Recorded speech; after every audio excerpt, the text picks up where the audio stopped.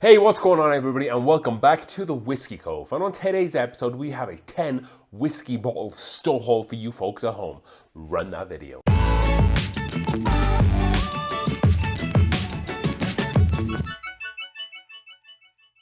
Alright then folks, then let's get into today's video. So, another whiskey store haul coming your way. It's been quite a while since we did our last one, about 40 days, so we've kind of spaced it out a little bit more here. I feel that we have a lot more success when we travel around the US or when it's around Christmas time, and it hasn't been happening that much. However, the next store haul, I'm going to be taking a trip out to Lake of the Ozarks actually, so it'll be interesting to see if we can find anything in like Kansas, Missouri, Eastern Colorado that we can put in the next whiskey store haul video. So as always, what we like to do, if you're new around here, we like to talk a little bit about some of the whiskeys that we managed to kill off since the last video. If you haven't seen any other whiskey store haul videos, go check them out. All great stuff there. If you haven't subscribed to the channel, please consider doing that too as well. Always a great way to give back to the channel. So let's get into a few things. What am I drinking tonight? I'm drinking Maker's Mark FAEO2. Trying to kill off some of those Maker's bottles. I got quite a few, and I want to buy some maybe more store picks coming up. So I'm trying to make some room in kind of my Maker's Mark kind of area that I have in the Whiskey Cove here. Always is good stuff with Maker's Mark. I can't complain about this one. So first up, and a bottle that I was able to kill off, that is the Gold Bar. The double casked Gold Bar. We did an awesome review on this as well. This whiskey bottle definitely surprised me. I have about that much left in a decanter I had to put upstairs because I dropped this guy and I cracked it and I had to strain it out. I got all the way back from California, boom, dropped in my garage. But we managed to kill this one off. Like I said, we have a tiny little bit upstairs and that'll be going in the next couple of days. Cool bottle though. I think before I throw it away, I'm gonna see if I can get this medallion out to see what that looks like there. Next up, we have a Jack Daniel's Triple Mash, which is one of the first reviews we did on the show after the Smoke Wagon and Cut the Younger. This is a solid bottle. It wasn't that good when I first opened it, but it got a little bit better. I'm not going to replace it because I prefer the bonded, and we'll go with that. But I just wanted to kill this off and make some more room on the shelves here in the Whiskey Cove. Next up, we have Smoke Wagon Bottled in Bond Rye. So this was a great rye, nice sweet rye with not many too rye notes in there, but definitely a really nice addition to the Smoke Wagon lineup. I haven't tried their malted rye, and I probably need to try that, but I really enjoyed this one. Would I get it again? Probably not, because I prefer my ryes a little bit more amped up. I might get the malted rye, but I felt like that was a little like, it was like $90, $80 to $90 in Colorado, where this one was like $60, $70. So there's a big difference in price, which is why I got this one. A good bottle of whiskey, that's for sure. Next up, we have Jack Daniel's Rye. This was an excellent kind of starter rye, if you like. If you like the Jack Daniel's profile and you like something a little sweeter, this was a good introduction to that. Very easy sipper. I found myself coming home from work on like a Tuesday or Wednesday, generally when I don't reach for whiskey, and I would just maybe have a pour of this, just because it's so light. It's like 45% ABV. It's Jack Daniel's rye. There's not much more to be said about that. Then also staying with Jack Daniel's, well, we killed off 3 Jack Daniel's bottles this month. We were really going for it. This is the Jack Daniel's Distillery Series Tennessee Rye Whiskey finished in high toast oak barrels. We killed the one finished in high toast maple barrels last month. This was also excellent. These 2 Distillery Series ones that they put out lately, the high toast oak and the high toast maple, were phenomenal. Like I said, they're not really distributed out throughout the US. I didn't want to do a review on them because it doesn't really make sense to do that. But these were very good. If you can get these for a good price, definitely get them. And then lastly, we killed off the Copper Sky, the 5-year bourbon that they do. We bought this in a 3-pack. It was this one, it was their wheated bourbon, and it was the 15-year light whiskey for a really good deal. It was like $100 for 3 bottles. This was great. Both of this one and the wheated one is probably my favorite in kind of like their core samples, or the core lineup. Great bottle, great sipper. I like Copper Sky. They source mainly from MGP and potentially Alberta up there as well, but definitely a good addition there. So that was all the bottles that we were able to kill off and finish this month. So then let's delve into some of the stuff that we were able to pick up. So some really interesting bottles of whiskey on this list, and one stout as well. As you know, some folks out there that I like craft stouts, especially when they're finished in really interesting whiskey barrels, and this one is, that's for sure. But let's start small, and that is Old Grandad, the Kentucky Straight Bourbon Whiskey. This is the original one. I needed to get this because we have the bonded, we have the 114, the Old Grandad 114, and now we have the entry one. So we're just going to do a video about the base lineup, or the Old Grandad, the kind of the range, so to speak, and see if it's kind of worth you folks going out there and getting it. You know, this wasn't too affordable. The Old Grandad 114 was like 30 bucks. The bonded 1 liter was like $20, and I think this was like somewhere between like $10 and $13. So we're not paying too much, but look out for that video. That should be coming to a screen near you soon. Next up, we went with Buffalo Trace Store Pick. Yeah, this is this is not far away. This is just a pint, 375 milliliter. I see the pints sometimes, right? Like never see them in the single barrels. So this will be a really interesting one here. This is barrel number 244. I think it was just really cool at MSRP as well. And you folks out there, you know me. If I see a Buffalo Trace single barrel, I don't need to be told twice. I'm going to pick it up.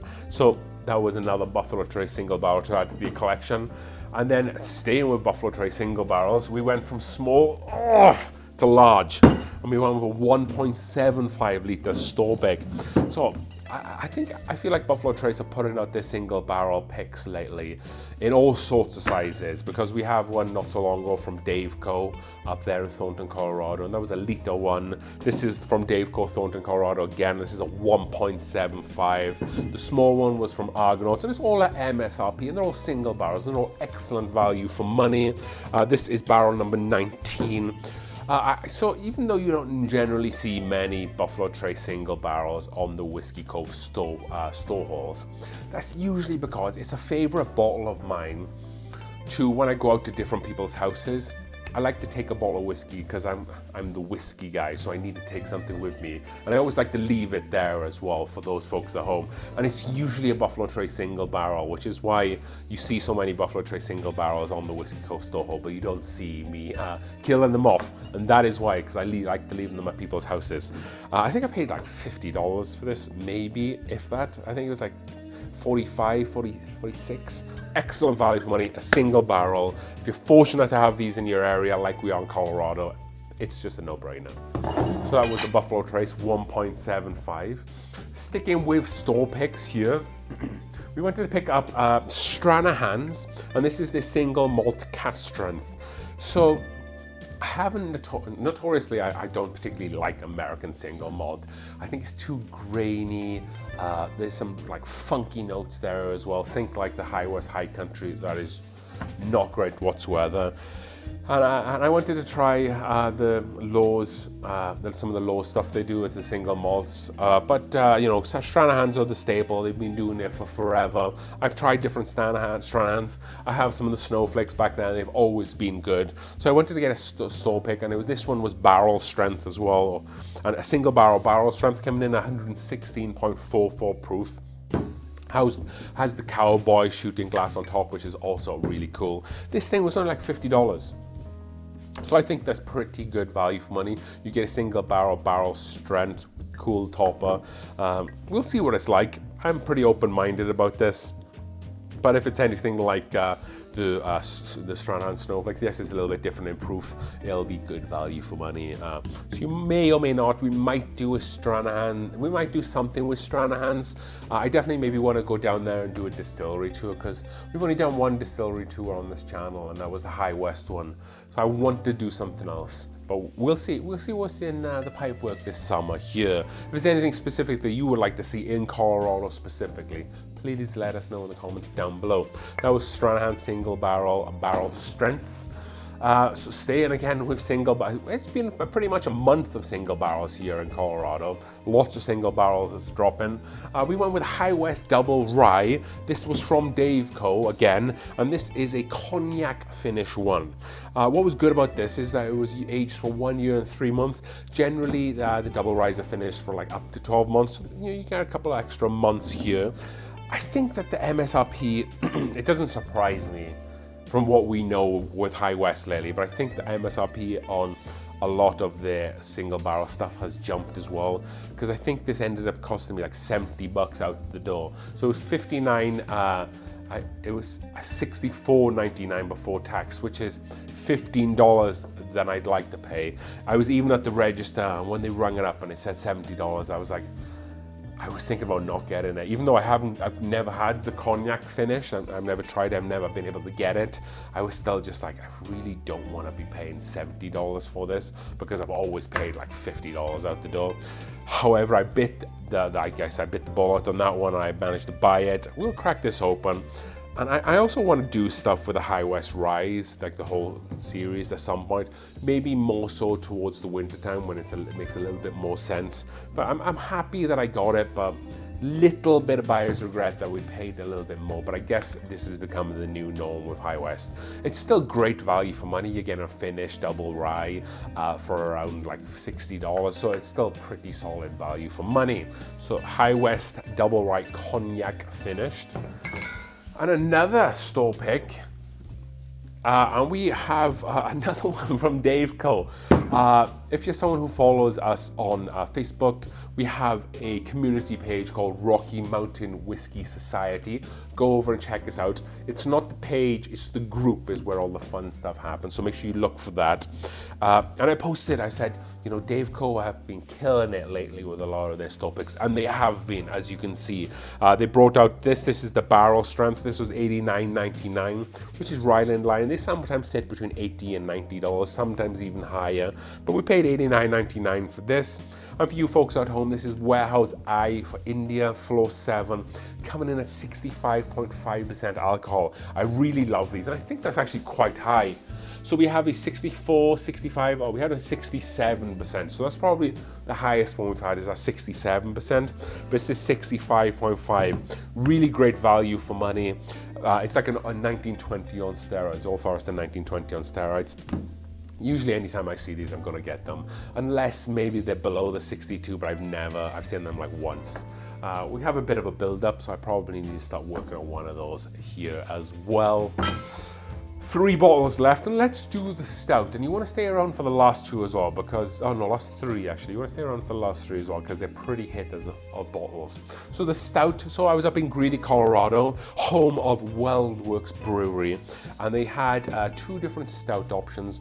One was a Blanton's Finest Medianoche stout that they do, and then the other one was this one, and this is a caramel latte Medianoche. They've been doing Medianoche style stouts up there since forever.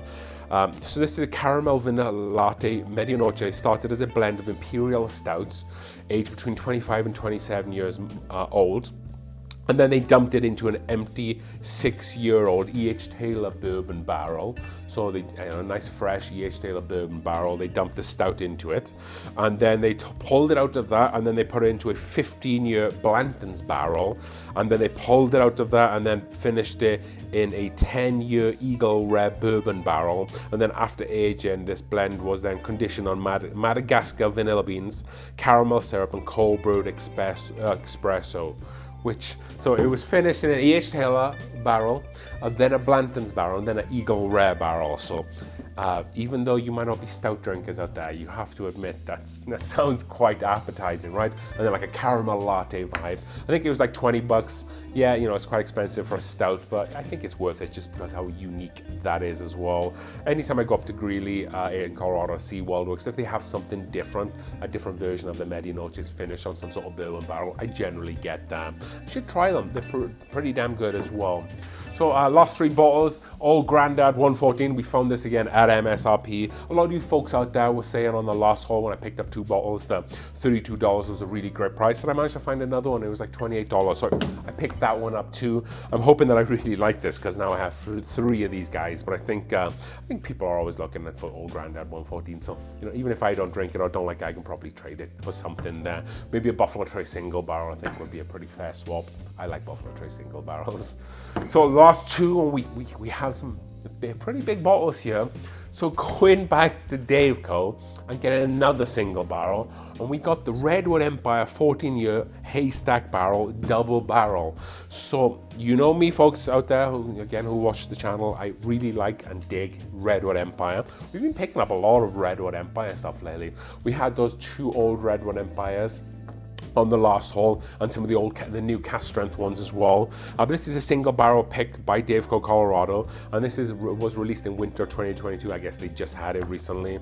So it's aged for 14 years, and then it's a bourbon whiskey finish in a port cask as well. So it's a port cask bourbon, but it also has a lot of age, those 14 years. So I'll be super interested to see how this stacks up. 55% ABV as well. So I wonder how this will taste like the John J. Bowman port barrel that they do. I have that, so maybe I need to compare them, but I'm sure that's nowhere near as old as this one. I love Redwood Empire as a distillery. They do some great stuff out there, plant a lot of trees out there. They do a lot of conservation type things. The whiskey is also fantastic, and as you can see, this stuff is pretty dark there as well. Being port finished, I may open this up in the summer sometime, but generally I like to drink port in the winter time, or port finished whiskies. However, you never know, we might get into it a little bit earlier than expected, but very happy that I was able to get this. MSRP was a little bit pricey. I think it was around about $150, $160 off the top of my head. But you know, you get what you paid for. 14-year finish whiskey. I'm not going to complain about that. That was Redwood Empire Haystack 14-year. And then lastly, so on the last store haul video we did, we had one of these, and we were able to pick up another one. And that is EHL single barrel store pick by TheWhiskeyCove again. How many single barrel store picks do we have from TheWhiskeyCove this month?